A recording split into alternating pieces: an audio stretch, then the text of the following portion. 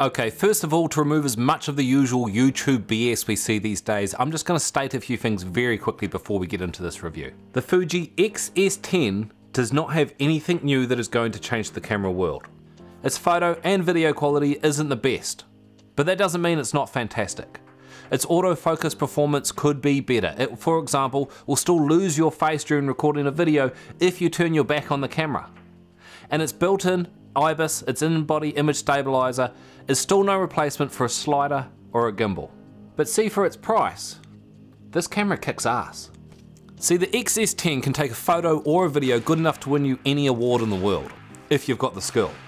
And when it comes to comparing to other brands, I'm pretty biased, not because Fujifilm pay me to be so, because they don't, but because I love Fujifilm cameras.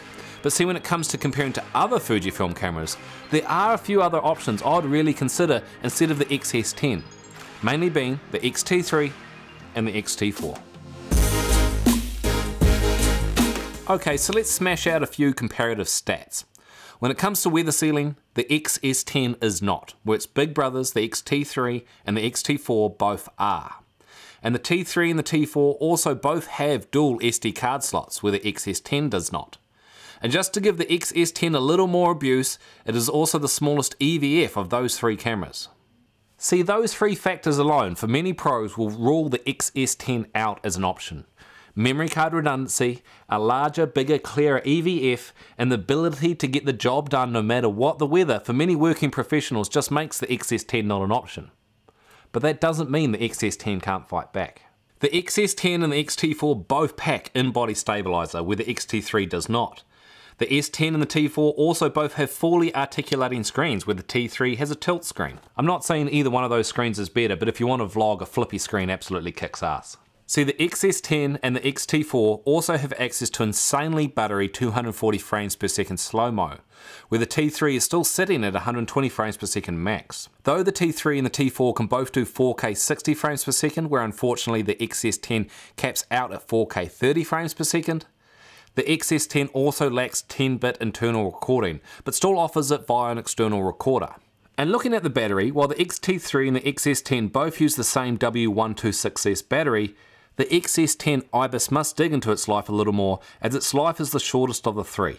Though it's worth pointing out when it comes to real life examples, I get closer to 2 or 3 times those recommended battery ratings. As an example, say for a 2,000 to 3,000 shot wedding over the course of a whole day, I need 2 to 3 batteries to get through those 2,000 to 3,000 shots. So take that recommended battery rating with a huge grain of salt.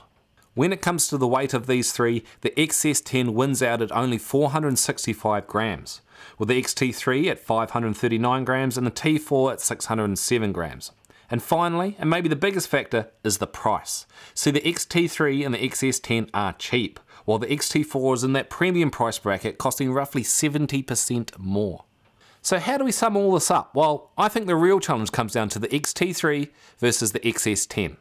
Because of its lighter weight, flippy screen, IBIS, and 240 frames per second, for hobbyist photographers and vloggers, I think the X-S10 is the better of the two options. But if you want to do more professional work, whether it be photo or video, and with the X-T3 being nearly the exact same price, unfortunately in my opinion the X-S10 just loses out. With dual SD card slots, weather sealing, 4K 60p video and a much larger, clearer EVF, the X-T3 for the exact same price is an absolute bargain. If you can find one. See, the X-T3 is clearly a fading camera now that it has been replaced by the X-T4. And maybe by the time you come to watch this video, the X-T3 might already be out of production. Which brings us all the way back around to the X-T4 versus the X-S10. And is that 70% higher cost worth it? Well, for many working professionals, this will be an absolute no-brainer. And personally, if I had to choose again between the X-T4 and the X-S10, I would still pick the X-T4.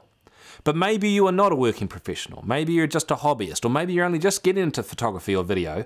In that case, I think the clear winner is easily the X-S10.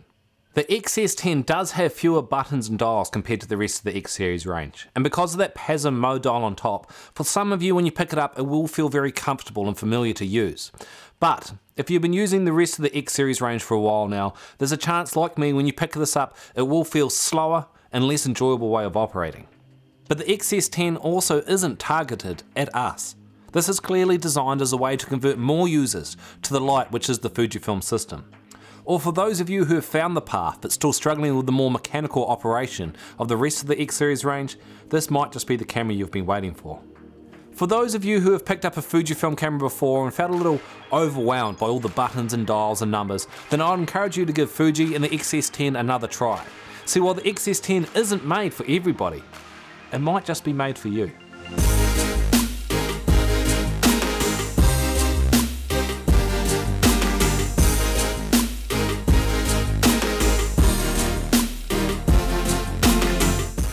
Don't worry, we're not going to leave the video there. Now I'm going to answer a few quick questions that you guys left on last week's video. Number one is, how is the auto exposure face detection focusing? We'll see in this video, you can see on the screen here, I'm walking around with auto ISO, face detection on. This is on a gimbal, so it's not just the IBIS. Just seeing how it tracks as I walk through a very hard lighting situation, through dappled light under a tree.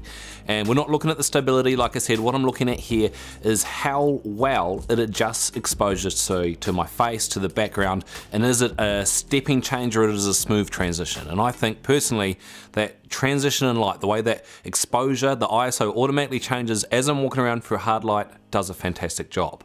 But to counteract that gimbal, this next shot you can see here is with the 23mm f2 with the IBIS on. It's not too bad. Like I said, this isn't perfect, but this lens also isn't a great vlogging lens. And if you step it wider to say the 10-24 or even maybe the 14mm, you'll definitely notice far better results. So once again, for vlogging options, I actually think it's pretty impressive. But personally, when it comes to IBIS, if you want to print big, I like to print big, there's no substitute for a tripod. IBIS is great for that on-the-fly kind of stuff, but if you're after precision quality, don't rely on IBIS. Finally, the last big question I had from a lot of you is, how's the grip?